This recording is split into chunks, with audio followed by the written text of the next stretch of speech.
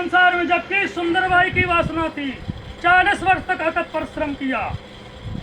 बीतक का समय नहीं है, निकल गया समय है। कभी अब मेरी बात अच्छी लगे तो बस बीतक मेरे से करवाना। हम निचोड़ जितना धनी ने सौवादी, हम अवश्य आपके साथ आएंगे और निस्वार्थ सेवा करती हैं। जिसने पैसे की कह दी बात, हम उसके दरवाजे नहीं जाते। चलो ये बात छोड़ो, अब आ जाओ प्रसंग पर, कुलजन स्वरूप पर। एक बात और है, ये क्या रखा हम आपसे पूछना चाहते सभी लोगों से, ये क्या देख रहे हैं, इसका क्या है मतलब? राज जी का स्वरूप। सांप है, भिक्षु, एक देवी, एक देवता है, कहा ये क्या है? राज श्यामा जी का स्वरूप। हाँ, ये स्वयं कुलजन स्वरूप तारतम सागर है। तारतम, तार का जो है अंधकार जो पड़ा हुआ ब्रह्मांड में, इसको तार जोड़ दो, जैसे बत्ती से तार जनरेटर्स लगा दो तो बल्ब ऑटोमेटिक जगने लगता है। ऐसी कुलजन स्वरूप का यही कार्य है। सिर्फ आप ईमान ला करके, निज नाम मंत्र पढ़ करके आपकी जागृति प्रवेश हो जाए और इसमें जोड़ दो, टच ही करने से अंदर प्रकाश हो जाता है। तो इसका नाम पहला क्या हुआ? तारतम वाणी। और दूसरा शब्द क्या है? कुलजन स्वरूप। ये मुखारबिंद से निकली हुई स्वयं राज जी महाराज जी कहते दर्शन नहीं होते हैं, यही तो दर्शन है। इससे पढ़ने से सुंदर विचार आते हैं और सुनने से अंदर आत्मा में तो प्रकाशवान है ही, सुसुप्त है, सारे इस आकार में प्रकाशवान भर देता है। तो इसको कहते हैं कुलजन स्वरूप। कुल जमा हुई पूंजी है। इसको जो पढ़ेगा, सुनेगा, सत्संग में जाएगा तो बहुत बड़ा लाभ यहाँ तक होगा। प्राणी को फिर जन्म मात्र से छुटकारा हो जाएगा। और ग्रंथ कितने भी पढ़ लो, लेकिन पुराणी को दोबारा आना पड़ेगा, हर जीव को दोबारा आना पड़ेगा। लेकिन श्री कृष्ण प्रणामी ना पुनर्भवाय। श्री कृष्ण प्रणामी 100% ईमान रहनी से चलेगा तो निश्चित ही उसको जो है परम धाम मिलेगा, मिलेगा, फिर मिलेगा। इसलिए इसका नाम दूसरा क्या रखा गया? कुलजन स्वरूप। तीसरा नाम है श्री मुखवाणी। ये देवियों की, कविताओं की, रचयिताओं की, लेखकों की, ऋषियों की, मुनियों की सुंदर शादी ये में न समझें। ये तुम समझ जाते कि श्री मुखवाणी राज जी मुखारबिंद से निकली हुई वाणी है। इसका हमें अनुसरण करके आगे बढ़ना है और परम धाम में जाएंगे, दोबारा आएंगे नहीं, आदान प्रदान समाप्त है। तो इसलिए इसका नाम कुलजन स्वरूप श्री मुखवाणी तारतम सागर। और कहते क्या प्रणामी? हमने कानों से सुना है। किताब, अभी अभी यहाँ प्रोग्राम में हमने फिर भी सुन लिया। किताब धिक्कार है तुम्हारे जीवन को। क्या तुमने निजाम मंत्र में सीखा? क्या तुमने किया? किताब लेखकों की है या ऋषियों की है? ऋषियों की तो है, उसमें परिचय दिया है, लेकिन न कविताओं की है, न काल्पनिक है। स्वयं राज जी के मुखारबिंद से निकली वाणी है। इसको प्रणामी कहते हैं। हम प्रणामी, मैं प्रणामी हूँ। किताब ले आओ, पढ़ें, कहाँ रखी? धन्य तुम्हारे जीवन को बेकार है। आज से किताब कहना इसलिए कहते हो तुम्हें इसका ज्ञान नहीं है। लेखकों की होती, रचयिताओं की होती, या किसी मनगढ़ंत इंग्लिश की न्यूयॉर्क में थी, या किसी प्रकार के लेखकों की होती। ठीक है, ये तो स्वयं सुंदर साथ जी क्षमा करें, राजी पल पल पर तुम्हारी क्षमा करेंगे, इसको समझिए। अब वाणी से एक चौपाई लेते क्योंकि हमारा समय होने वाला है। समय चौपाई वाणी क्या आती है? बोली श्री प्राणनाथ प्यारे की जय। मंगलम श्री कृष्णचंद्रम, मंगलम श्री वंशीधर, मंगलम श्री निजानंदम, मंगलम श्री महामती। महामती सदा दायिनी सन्मुख सुंदर साथ नावले छत चांदी को सफल हो कि प्राणनाथ तुम सत्य हो, तुम लग मेरी दौर है। करो सुमंगल काज धनी, प्रभु तुम सिवाय नहीं कोई और है। बोली श्री प्राणनाथ प्यारे की जय। सुनियो दुनिया आखिरी। अब ये आखिरी समय है आखिरी समय। हाँ। कलयुग का अंतिम समय है। हाँ। तुमने राज्य की बाणी उतर गई, सब कुछ आ गए, प्रणामी बन गए, लेकिन तुम आज भी किताब कहते तो ऐसा नहीं कहें। अब बार बार आपको नहीं कहेंगे, तुम शर्मिंदा हो गए। तो हम क्या कहते हैं? बाणी से हम तुमको पर्दे से बात कहेंगे वहीं कि सुनियो दुनिया आखिरी, भाग बड़े हैं। अरे तुम्हारे बहुत सौभाग्य हैं जो मनुष्य तन में लाइए, और मनुष्य तन के साथ में 28वें कलयुग में मिला। और ये भी बहुत सौभाग्य है, भारत खंड की भूभाग में 7 द्वीप लिखे, 7 द्वीप के बाद में बुंदेलखंड में मिला।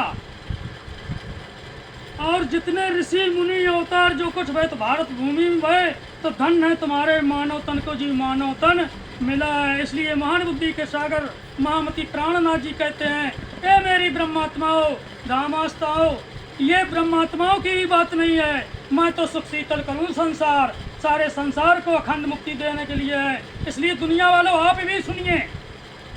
तो स्वामी जी ने आपके लिए बताया है, प्रणामी तो सारा मात्र से जाग जाना चाहिए, लेकिन सुनियो दुनिया आखिरी भाग बड़े हैं, तुम्हारे बड़ा सौभाग्य है जो वाणी आ गई और जो धनी जी के वचन ग्रहण कर लो। ऐसी जगह पर जाओ जहाँ परमात्मा का गुणान वातावरण हो। तो सुनियो दुनिया आखिरी भाग बड़े हैं तुम्हें। फिर क्या कहा है, जो किन कान्यों ना सुना, आज तक ये वाणी नहीं उतरी तो जब के तब के द्वारा समाधियों के द्वारा पूजा तो की, लेकिन तुम्हारी निष्फल रही। अब जब वाणी आ गई, राजी महाराज जी स्वयं आ गए, तो ये तुम्हारे बड़ा सौभाग्य है। सुनियो दुनिया आखिरी भाग बड़े हैं तुम, जो किन कान्यों ना सुना। किसी ने आज तक कुलजन स्वरूप को देखा ही नहीं, लेकिन ब्रह्म मुनियों के माध्यम से जो है आपको ये कुलजन स्वरूप का जो है इशारा हो रहा है कि आप पढ़ो।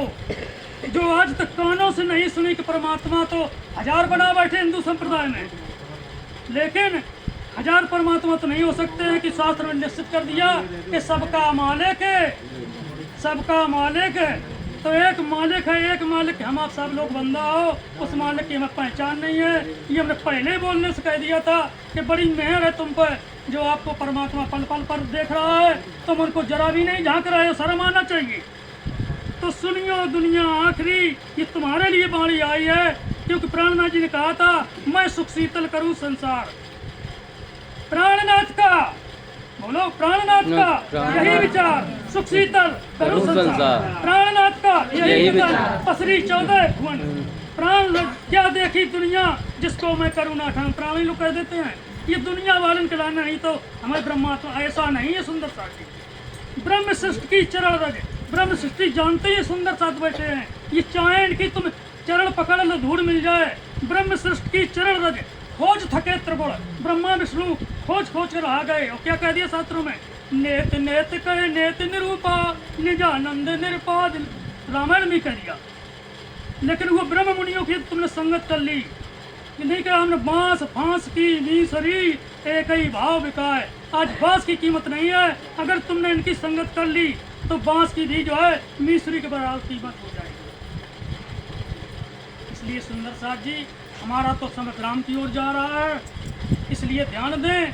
जो कुछ आपने सुना, हमराज जी के चरणों में आपके बहुत बहुत कान पुकार आभारी हैं कि सुनियो दुनिया आखिरी भाग बड़े हैं तुम, जो किन कान्यों न सुना करके दीदार खसम। अब तुम्हारे पास खसम आ गए। ये कौन है? खसम है कि किताब है? खसम। सॉरी, यदि कृष्ण नाम ना चीनो तो जीना बेकार है।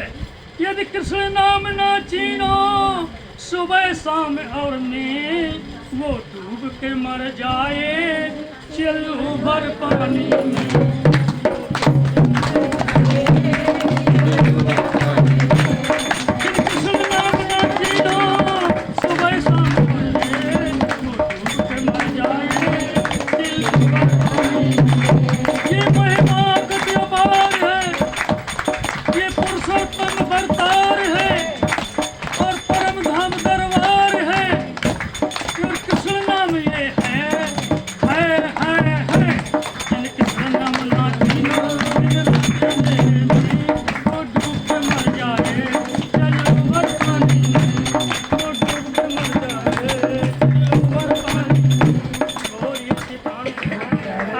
तरफ से तो समय समाप्त हो गया।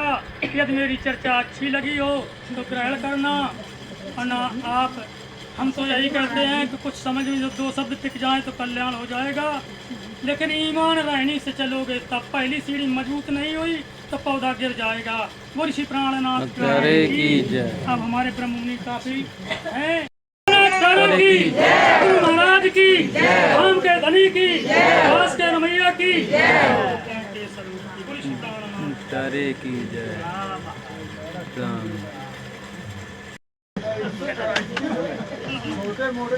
राम जी। हाँ जब अपने अपनी कोई बात कहता तो बाहर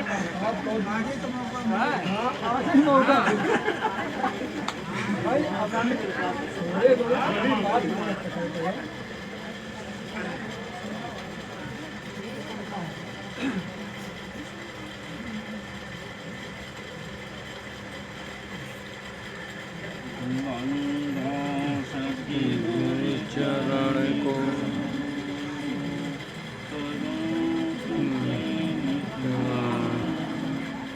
अचुगे हरण मंगल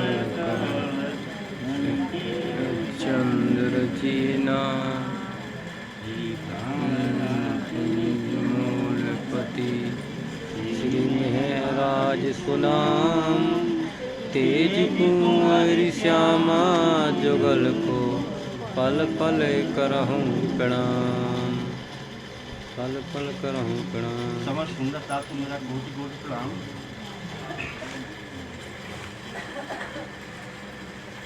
ये जो आज सत्संग का कार्यक्रम यहाँ आपका आयोजन हुआ है, इसके हम सभी सुंदर साथ आभारी हैं, क्योंकि जिन सुंदर साथ के जन्म राज जी ने ये प्रेरणा दी कि सत्संग उधर होना रख दो, चाहिए। उधर सत्संग बिना राज्य की महर से नहीं हो पाता।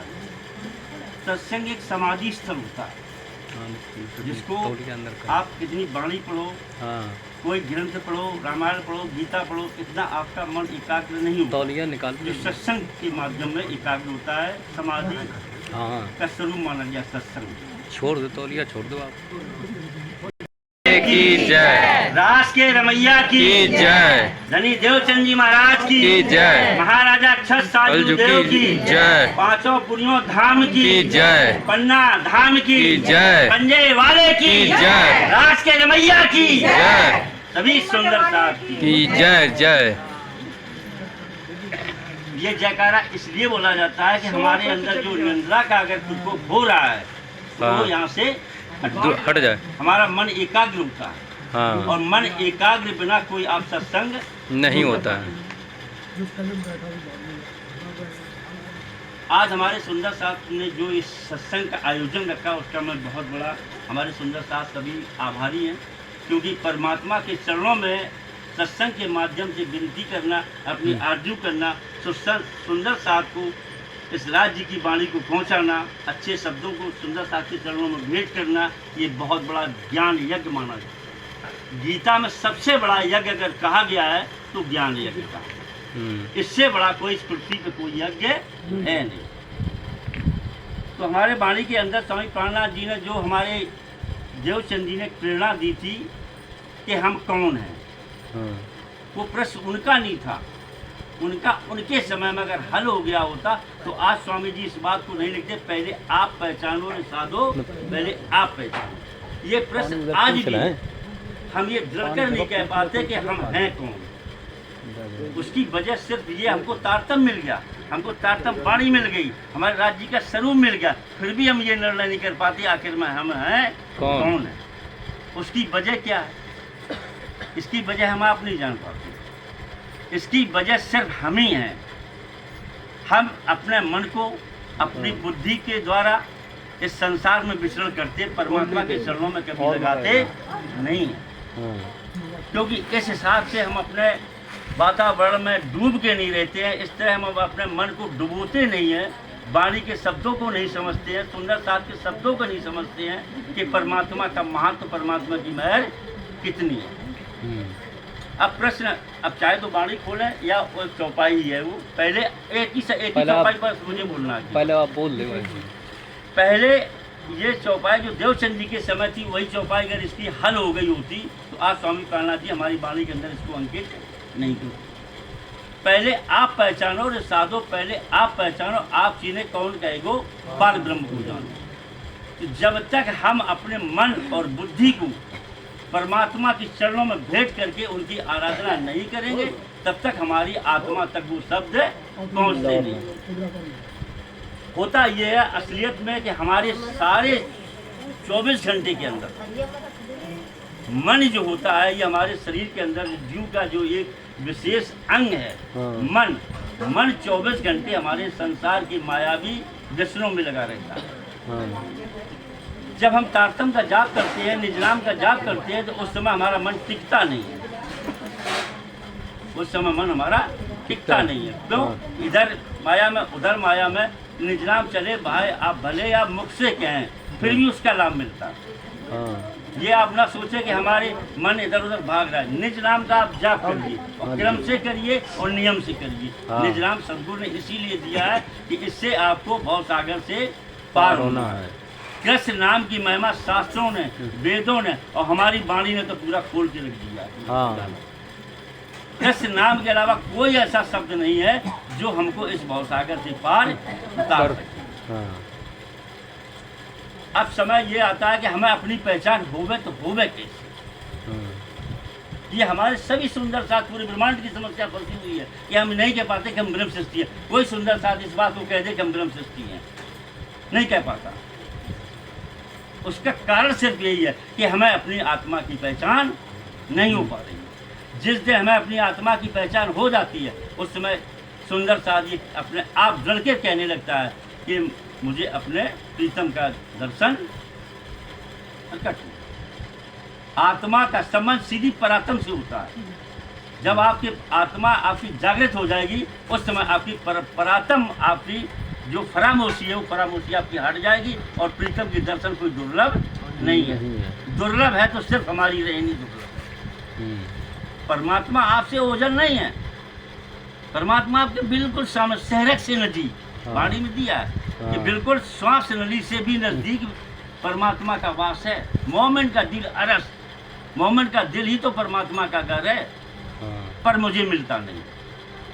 उसका मेन कारण ये है कि हम मन और अपनी बुद्धि को संसार के व्यसनों में 24 घंटे रमण कराते हैं। अपनी रहनी ना समझना ही हमारी सबसे बड़ी भूल होती है। और सत्संग इसीलिए होता है। एक इसका छोटा सा दृष्टांत मैं आपको बता दूं। जैसे आज सत्संग हो रहा है, तो ब्रज के अंदर एक गोपी जो थी, उनका काम व्यापार था। अपना गौ का अपना दूध दही मक्खन को बेचना, अपने बच्चों का प्रतिपाल करना। जैसे हमारा आपका धान गेहूं का व्यापार है, किसान का वही कहता है। ब्रज का एक मुख्य व्यापार था ये। तो गोपी बेचारी एक बेचने गई, और बेचने के बाद उसका कुछ समय बच गया कि कभी कभी माल समय से पहले बिक जाता है तो समय बच जाता है। तो वहाँ एक सत्संग कार्यक्रम चल रहा था। तो उसने जब सत्संग कार्यक्रम जब उसने सुना, तो उसने कृष्ण परमात्मा की महिमा व्यास जी ने उनको बताई कि कृष्ण नाम से भवसागर से पार हो जाएंगे। गोपी ने सोचा कि जब परमात्मा के नाम में, राधा कृष्ण के नाम में इतनी बड़ी शक्ति है, तो जमुना जी पार होने में कितनी देर लगेगी। उसने कहा ऐसा है, आज हम इनकी व्यास जी की वाणी को हम प्रैक्टिकल करके देखेंगे, इसको आजमाएंगे कि भवसागर से पार करते कि अपनी लफाजी मांग के पैसे लिए चलते बने। ऐसा तो नहीं है। हर आदमी की जिज्ञासा होती कि जो बोल रहे हैं वो सत्य है भी कि नहीं है, उसको करने की जिज्ञासा हुई। तो गोपी ने राधे कृष्ण राधे कृष्ण राधे कृष्ण राधे कृष्ण का जाप उसने अंतरात्मा में करना शुरू कर दिया। और वो ऐसी जगह गई जिस जगह नाव का कोई प्रतिबंध नहीं था। जैसे उसको विश्वास था कि व्यास जी ने अगर कहा है तो सत्य है। उसने इसका जाप करते करते पूरी जमुना को बिना नाव के पार कर दिया। पार कर दिया तो उसके पैसे बचने लगे। नाव में जो आने दो चार आने लगते थे, उसका काम खत्म। उसे सबको विश्वास हो गया कि जब भावसागर पार कर सकता है परमात्मा राधे कृष्ण का नाम, तो हमें ये जमुना जी पार करने में कितनी देर लगेगी। पार हो गई वो। अब उसने डेली का उसका काम था, डेली ब्रज में जाए और अपना गोरस बेचे, बेच के फिर वापस आ जाए। एक दिन उसने सोचा व्यास जी को निमंत्रण करें हम। तो निमंत्रण करने के बाद उसने जब व्यास जी से कहा महाराज आज ऐसा करो, आपका भोजन हमारे यहाँ बनेगा, इस भोजन को आप पाइए, चले आप। तो बोले ठीक है। ब्राह्मण तो ब्राह्मण लालची होते हैं, व्यास लोग ज्यादातर लालची हो जाते हैं, क्योंकि धन जो है मिलता है, लालच आ जाती है। व्यास जी ने कहा चलो आज एक शिष्या मिली, चलो अच्छी बात है, चलेंगे, दक्षिणा मिलेगी। गई। अब व्यास जी ने सोचा कि ये तो जहाँ नाव पड़ी वहाँ नहीं जा रही है, ये तो दूसरी जगह जा रही है। क्या मतलब है इसका? लूटपाट करेगी क्या हमारा? तो उन्हें बाकायदे अपनी वेश बहाना बनाया, बढ़िया ठाट बाट में गए, क्यों पंडित जी थे। हाँ जब उन्होंने ये बात सोची तो सोचने पे उसने दूसरी जहाँ वो पार होती थी उस घाट पे ले गई, तो उसको थोड़ी संशय हुई व्यास जी को कि ले कहाँ जा रही है। तो उन्होंने कहा देखो पंडित जी संशय की कोई बात नहीं, तुमने क्या कहा था कि राधे कृष्ण नाम भवसागर से पार होता है, आज अगर हमारी नदियाँ पार करेगी आपको, तो व्यास जी ने सोचा हो गया काम, हो गया काम आज, क्योंकि जबरदस्ती करेगी तो हमारी पेश पड़ेगी नहीं। उसने कहा कि भाई ऐसा करो, नाव का साधन रखा है कहीं नहीं रखा? बोले नाव का कोई साधन नहीं है। तो सीधी उसने अपनी गोरस की रखी पकड़ी ऊपर और पंडित जी से कहा आओ पीछे। तो पंडित वो तो ऐसे चल रही है, सड़क चल रही है, राधे कृष्ण एक भजन गा लो, इसके बाद हम एक कोई भजन कर, परमात्मा का नाम राधे कृष्ण का आया है, एक आप भजन, भाई हम गाना हम जानते नहीं हैं, हाँ। एक भजन गा लो इसके बीच में, आप तो समझ ही रहे हैं, अपने समय में अपना समझ ही रहे हैं आप। हाँ ऐसा भजन गा, राज जी का नाम हो, कृष्ण राधा का नाम हो। हाँ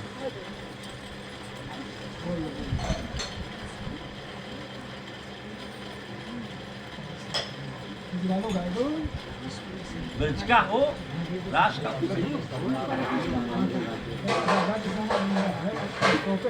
हाँ